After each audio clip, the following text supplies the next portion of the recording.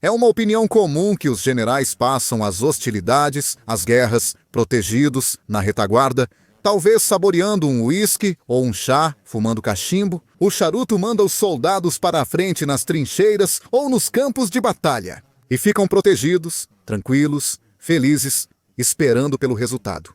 Se dá certo, aparecem no campo de batalha e se fazem imortalizar pelo sucesso. Se dá errado, são os primeiros a fugir e a se salvar. É uma opinião comum, mas é uma opinião errada. Nem sempre é assim. Os generais nem sempre ou necessariamente são apenas carrascos que mandam outras pessoas para a morte. Às vezes, generais estão na linha de frente com seus homens.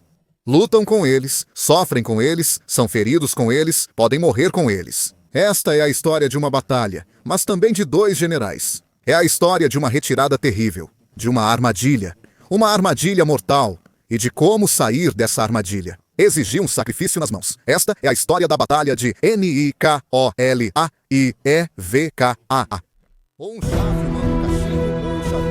Mandam os soldados para a frente nas trincheiras ou nos campos de batalha e ficam protegidos, tranquilos, esperando pelo resultado. Se tudo dá certo, aparecem no campo de batalha e se fazem imortalizar pelo sucesso. Se dá errado, são os primeiros a fugir e se salvar.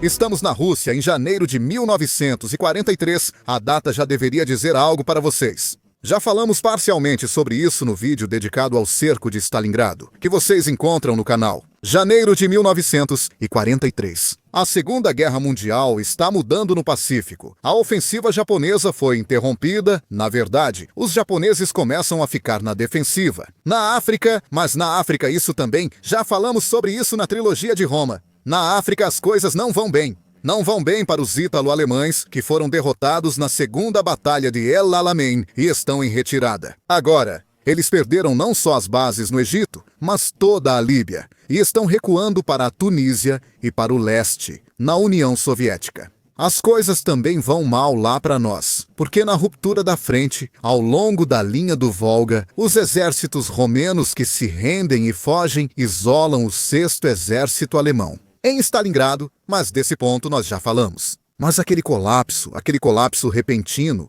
quando a vitória parece estar ao alcance, quando faltaria pouquíssimo para Paulus tomar Stalingrado, então, aquele colapso visa desencadear uma sequência longa de eventos como um efeito dominó.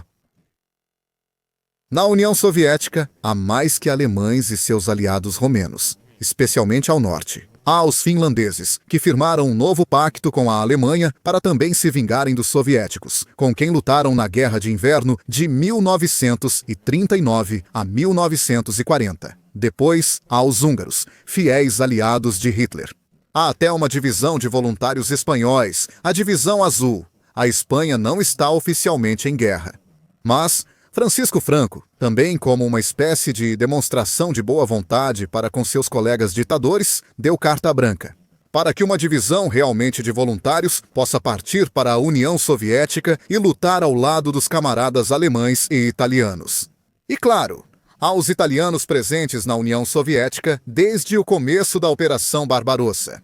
Inicialmente, é com o Corpo de Expedição Italiano na Rússia, Corpo de Expedição Italiano na Rússia, sigla CEPIT. É um corpo baseado no antigo Corpo Autotransportável, uma grande unidade formada pela soma das divisões autotransportáveis e da divisão Eletório, uma das primeiras e poucas divisões blindadas italianas. É um corpo de expedição que, porém, mostra suas grandes limitações, porque as divisões italianas são autotransportáveis, não motorizadas. Significa que não há veículos para todos, que os veículos divisionais precisam ir e voltar, que muitas vezes é preciso caminhar muito para realmente chegar ao destino. E ainda há até uma divisão celere, ou seja, uma divisão de cavalaria que será protagonista do último verdadeiro episódio de cavalaria. Não no sentido figurado, mas tático, da Segunda Guerra Mundial, a carga de Sbucheski. Quando os cavaleiros italianos carregam literalmente contra os soviéticos, é uma vitória, a de Zbuszewski. Mas é também o canto do cisne de uma arma, a cavalaria, já ultrapassada e destinada a ser transformada pela mecanização dominante. O KSR luta por quase um ano. Luta mostrando obviamente seus próprios limites, apesar de boa parte dos melhores materiais serem enviados justamente para a Rússia. Mussolini faz questão de causar uma boa impressão. Ele também quer reequilibrar a relação com Hitler. Hitler, que interveio fortemente na África para tirar as forças italianas do aperto, que interveio com força no Mediterrâneo. Primeiro para ajudar a Marinha Real, depois para evitar que o Exército Real tivesse um fim ruim após o ataque à Grécia e assim invadindo a Iugoslávia. Mussolini está ansioso justamente para restabelecer a balança dos poderes ideais em campo, se não em igualdade, pelo menos em um equilíbrio mais favorável. Por isso ele insiste em participar da aventura na Rússia, enviando homens e materiais. Para Hitler, no fim, não é ruim ter mais homens para a guerra. Claro, seria melhor se as tropas italianas estivessem realmente preparadas para a guerra. Uma guerra longa, uma guerra de movimento, e uma guerra que lida com incógnitas nada fáceis. Uma dessas é a logística. Os soviéticos aplicam uma tática muito simples, a da terra arrasada. Eles destroem tudo o que pode servir ao inimigo. Em retirada, os soviéticos devastam depósitos, cidades e estradas. Tudo para retardar o avanço dos alemães e de seus aliados. É uma tática que funciona. E quando, com a chegada do outono, as primeiras chuvas transformam as estradas do sul da Ucrânia e da Rússia em um atoleiro, eles chamam de Rasputitsa. É uma lama terrível que parece quase prender as rodas dos veículos e mantê-los ali, dentro da mistura de lama. Não dá para sair. Até veículos com esteiras têm dificuldade. Serve para atrasar o avanço. Mas não é suficiente, Niksir. Não pode ser suficiente. Se os alemães continuarem enviando reservas para o leste, até Mussolini sabe que são necessárias mais forças. Há um plano chamado Faul Orient, ou Plano Oriente, elaborado pelo Oberkommando da Wehrmacht, bastante ambicioso. Prevê, já que não conseguiram avançar em direção a Moscou, focar no sul, em direção ao Cáucaso. Por que o Cáucaso? O Cáucaso é a porta de entrada para o Oriente Médio. Em direção ao Iraque, que tentou se rebelar contra os ingleses, em direção ao Irã, que foi invadido por soviéticos e ingleses. Removendo o Shah Reza Khan e colocando os poços de petróleo sob tutela. O Cáucaso, especialmente o Azerbaijão, seguindo para o sul. O Irã e o Iraque são zonas petrolíferas, são o pulmão petrolífero dos aliados, pelo menos até a entrada dos Estados Unidos na guerra.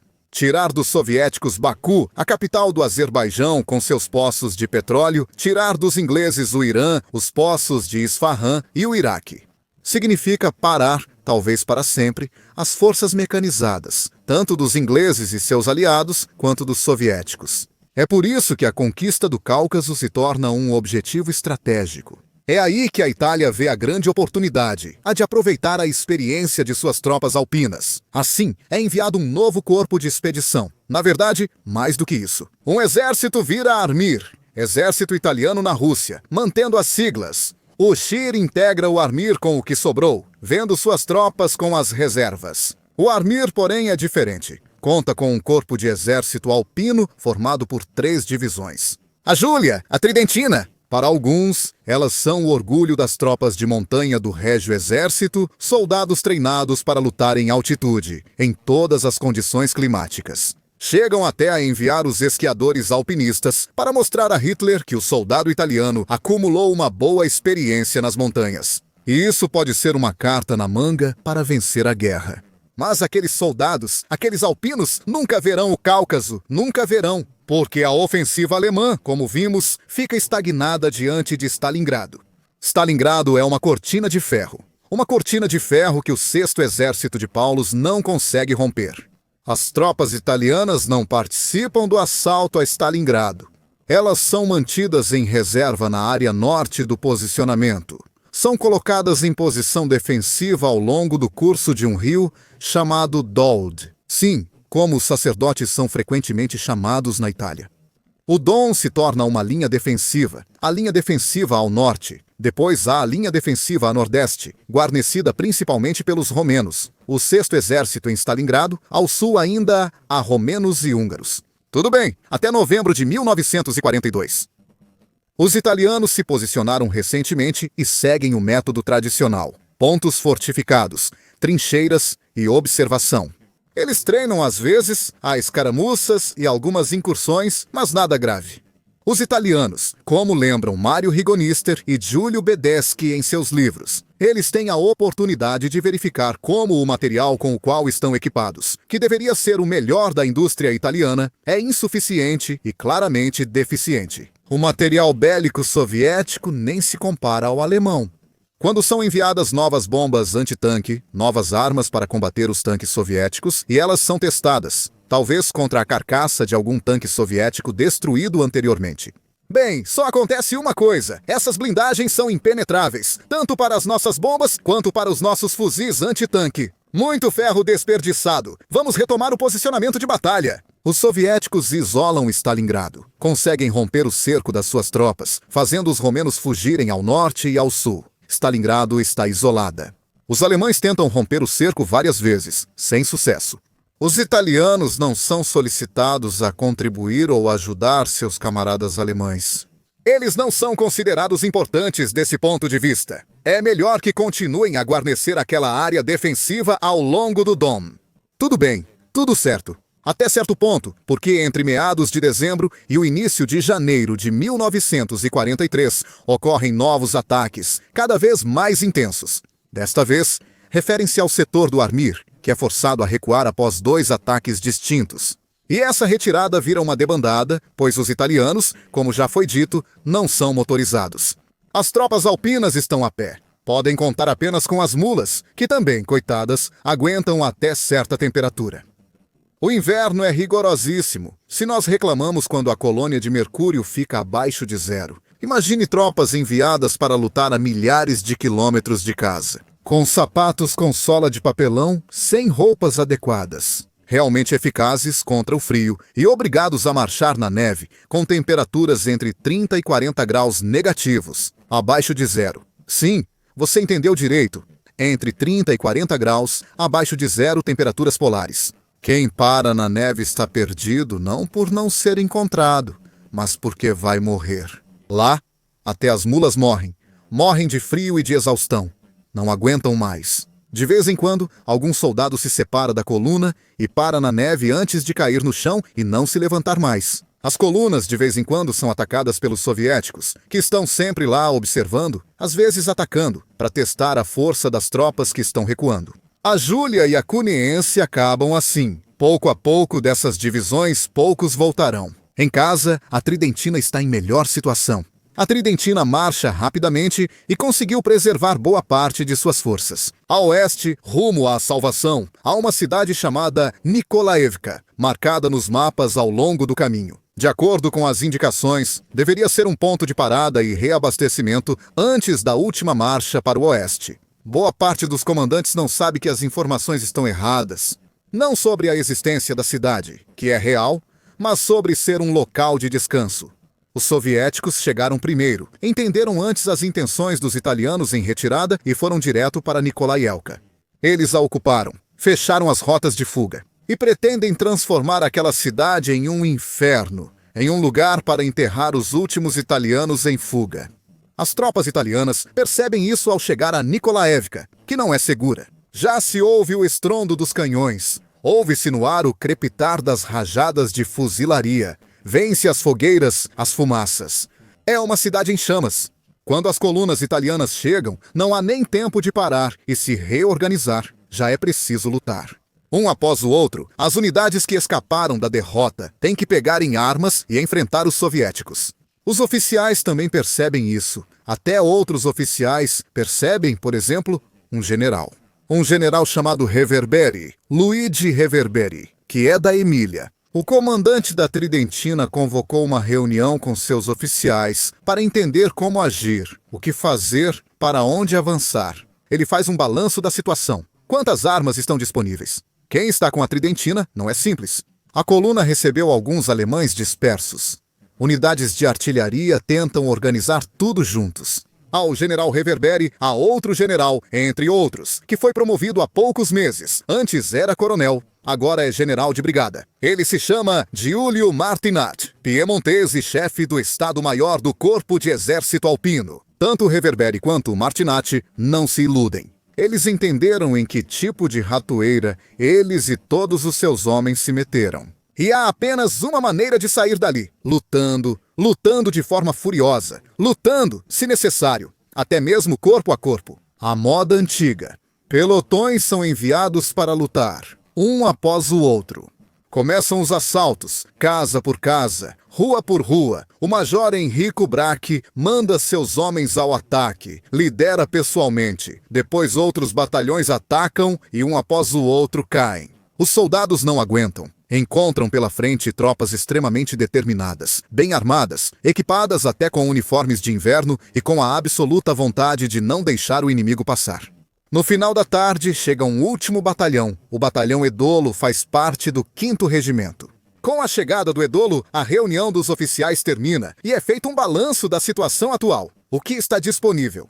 Com o Edolo, chegaram os últimos reforços. Com eles há também uma bateria de blindados alemães. Os Stug que podem ajudar são poucos. Trata-se de romper a linha. É a única maneira de evitar que todos sejam massacrados. A reunião termina, como dito, e os oficiais decidem liderar pessoalmente o último ataque. Reverberi sobe em um dos Stug, fica de pé, bem em cima da estrutura blindada, indica aos soldados para onde ir e então diz: "Avante, rapazes, ali está a Itália. Vamos, lutem!"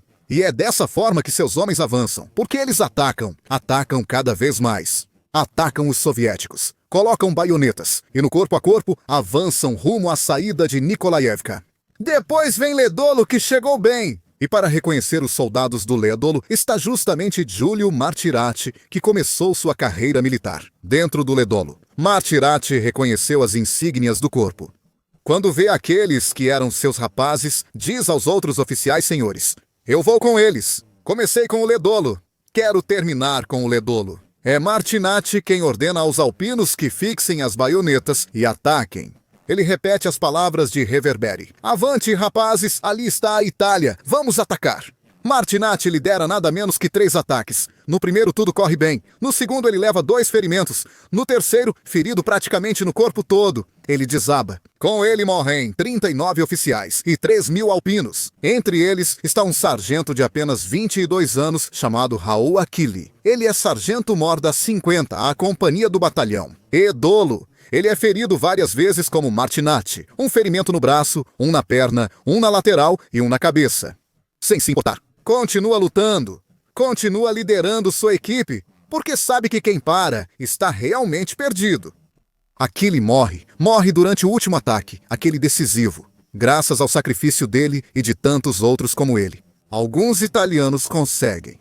Eles saem do inferno de Nikolaevka, saem basicamente com as próprias pernas, conseguem ver uma luz no fim do túnel, sair daquele caldeirão infernal.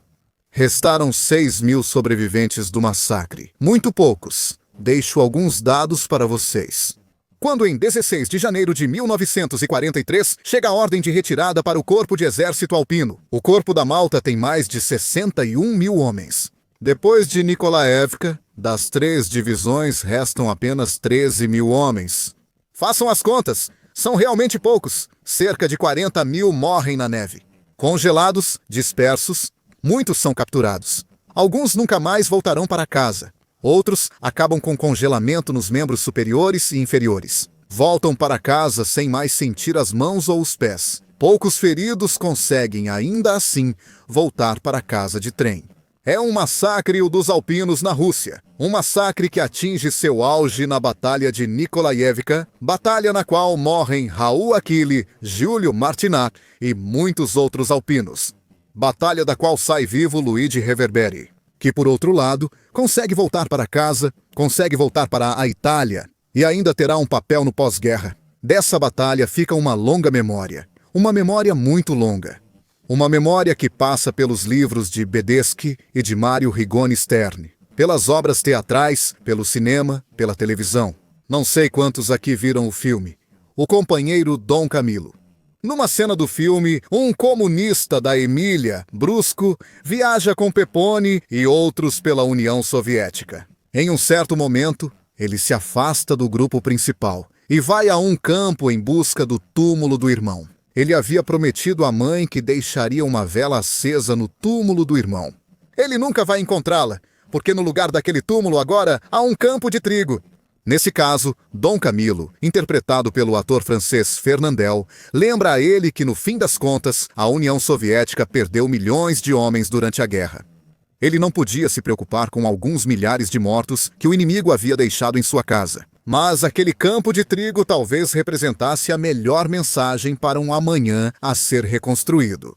Da morte de tantos jovens enviados para lá para lutar, sofrer com o frio e a fome e morrer de frio, de congelamento, de balas ou explosões. Dessas mortes nasceu um campo de trigo, e desse trigo, pão para alimentar novas vidas. É a ciclicidade da existência humana e também a tragédia da guerra. Mais de 80 anos após Nikolaevka, lembramos de Júlio Martinat, Raul Achille e todos os demais. Fazemos isso pelo heroísmo e espírito de sacrifício deles, mas também para lembrar que muitas vezes, e de bom grado, não são tanto os generais que decidem as guerras, são os políticos, e esses sim.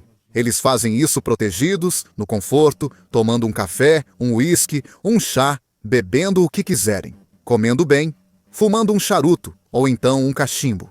Sem se importar com o que acontece muito longe deles, porque afinal eles não lutam a guerra, eles a decidem.